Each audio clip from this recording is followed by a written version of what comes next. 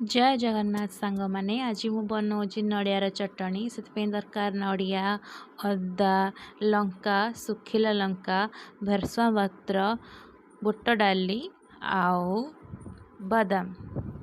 तापरे चलतु आम गैस रे गोटे कड़ई बसैबा कड़ई बस सारा से तेल दबा तेल टे ताती सारा से आम नड़िया पकईदबा नड़िया देखु मोर भाजी सारी तो ये आम ठंडा करने गोटे प्लेट को आड़े दबा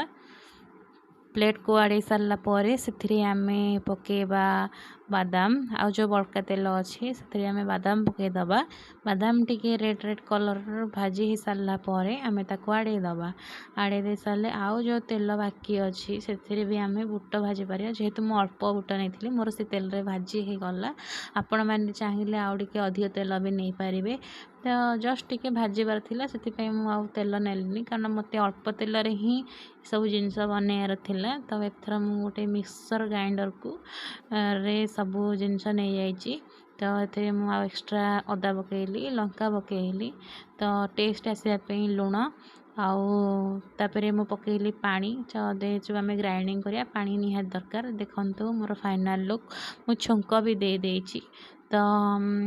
चलतु आज रेसिपी केमती लगिला आपण मते लाइक शेयर सब्सक्राइब करिकी